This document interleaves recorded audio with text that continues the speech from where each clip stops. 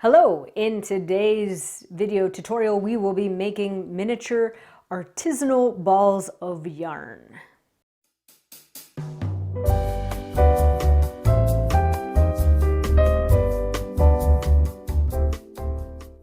As you might have seen in a Facebook and Instagram post a while back, I did a project for a friend of mine who owns a local yarn shop.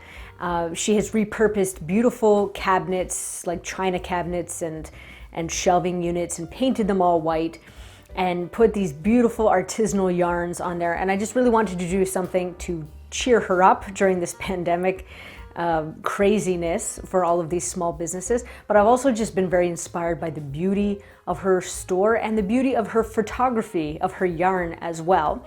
She is Olives and Bananas on Facebook and Instagram, and I'll put a link to her social media below on this video on YouTube if you'd like to check out her posts. But today, after having made so many balls of yarn for that project, I thought, why not show you guys the technique that I've come across to make balls of yarn. You don't end up in a gluey mess. They look realistic, they look lovely, and they're easy, and they're cheap. So let's get into it.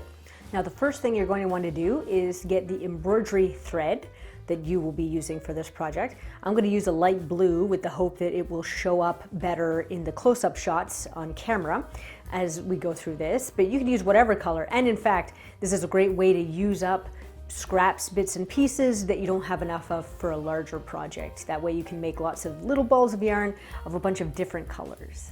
So take your thread and cut a length of it. Now, this part is not an exact science. I usually hold it in my fingers and just sort of measure across my body to the opposite shoulder. Better to have too much than too little in this project, but I have no idea how long this is. I'm only 5'2", so my arms are kind of short, but this is how I do a measurement. So err on the side of too long rather than too little. Once we have our string cut, we're actually going to separate those 6 strands so that we're working with only 3 strands. And I'll show you how to do that so that this doesn't get all tangled up.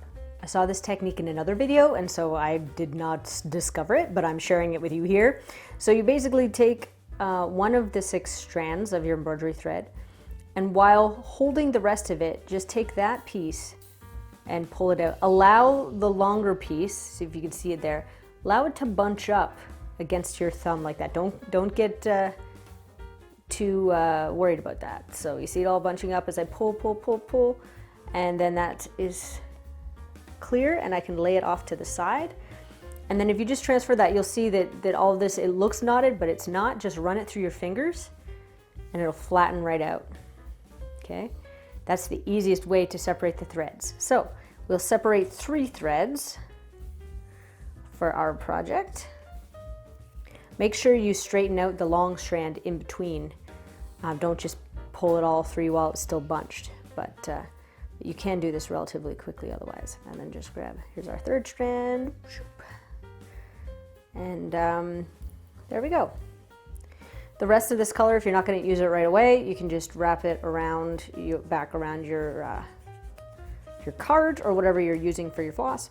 And then you can just pop that back into your container. So the structure for our balls of yarn are going to be some pony beads. These are translucent beads that I got from our local Walmart. There's 500 beads, so like way more than you need, definitely. I've seen pony beads that are a little bit taller than this as well. But for this type of yarn, this is what we'll be using. So you can use whatever, your color doesn't need to match your thread. If you're type A, like I am, you might want to pair your blue with your blue or something close to that. Doesn't really matter. I'm actually going to show you that even if you use a dark color, we'll use like a red bead, that even if you use a dark color, is completely different than the yarn. You're not going to see it in the end anyways. So we'll do something very drastic in contrast. If you want to make a longer ball of yarn, you can glue one pony bead on top of the other. And that way you have a longer ball of yarn that looks more like the conventional ball of yarn that you would find in a Walmart or any of the worsted weight yarns. like Red Heart or Lion Brand or anything like this.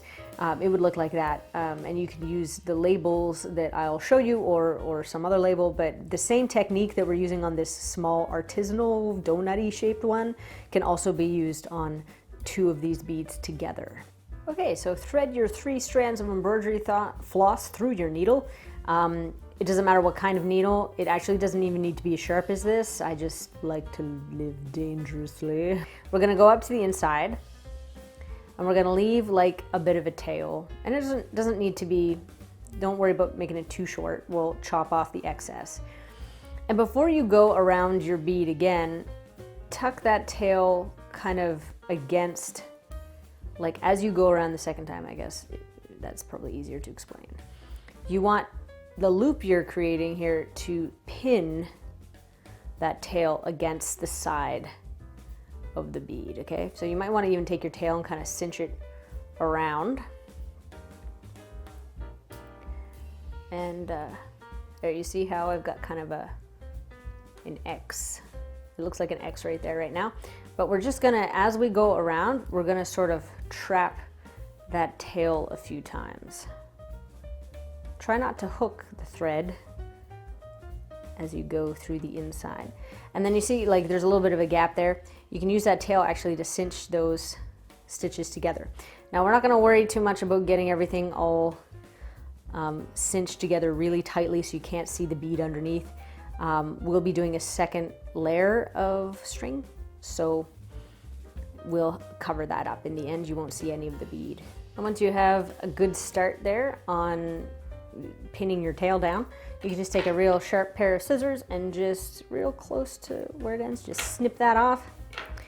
And then you just continue on up through the middle, down through the outside, all around the edge of the bead until you match, until you meet over to where you started again.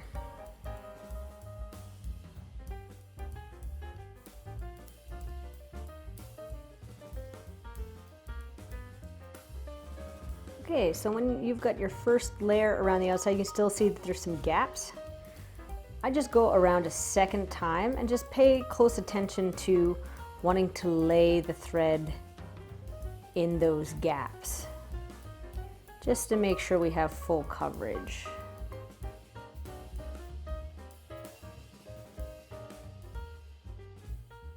Once you've done sort of your second go around, if there's still a few places that look a little patchy, like over here, I might, I won't just jump over to that area, but I'll do a circle or two to move my way back over there. I'll just maybe touch up that area a little bit, but you don't want to do too many layers because then you'll lose the hole in the middle that you need for your label.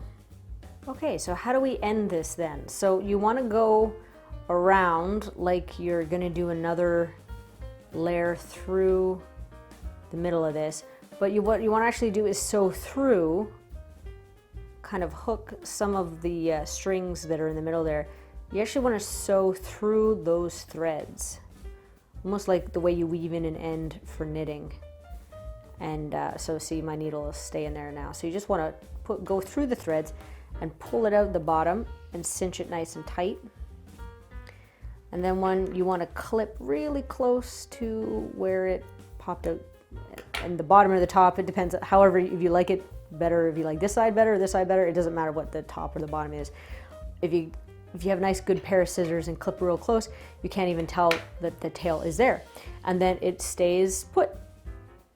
And you are ready to add your label. Now I have a gift for you guys. I have a free PDF download of these little yarn labels that you can get off of my website. I'll put the link down below to where you can find that. You will find on that page way more yarn labels than you probably need, but if you're gonna print it, you might as well. So share it with friends, do whatever you'd like. So what you wanna do is you wanna cut out a label. Okay, so you might want some tweezers for this next part. So what we're gonna do is we're gonna take the label and we're just gonna sort of kind of bend one side of it to help it, just curve it a little bit like a spout to help it get into the hole. So this is why you don't want to layer up too much thread, because you need the hole to have room. And so basically what we're going to be doing is we're going to be putting it in the hole. We're going to just curve the label over. You're going to try to center the little ball of yarn icon on the front of your ball of yarn in the center. And then you'll see that we have kind of, I don't know how well you can see this on camera, but this is where a pointy object like tweezers is helpful. You can just really mush the label on the inside there to make sure it's really in there. And so, like, I mean, you could probably just mash in the other side and call it good, but just to be sure that it stays, I'm going to put a little bit of glue on the back side of this tab before I squish it in on the other side of the label. Ooh, don't have much glue left. Just gonna run this against my thumb a little bit. Oh, Just gonna run this against my thumb a little bit. And then using your tweezers again, you wanna just take this and just mash it in the hole. Just jam it in there. And then you might wanna run your pointy or whatever, you might wanna press both edges around. Doesn't really, just squish it around until it looks the way that you want it to look. And that glue will just help to hold that label together. And then you have a little artisanal ball of yarn. All you have to do is make about 61 more of these and you have yourself a yarn store shelving unit filled with yarn. Maybe you don't want to do that much, but this is great for a little knitting basket, a sewing basket, a little display maybe in a store that you're doing, however you want. It's easy, it's quick, and feel free to pick up those free downloadable labels. And that is the tutorial. Have fun making your miniatures, and if you don't follow me already on my social media profiles, Instagram and YouTube and this kind of thing, I'll put some links below. Thanks for watching. Thanks for subscribing, and we'll see you next time.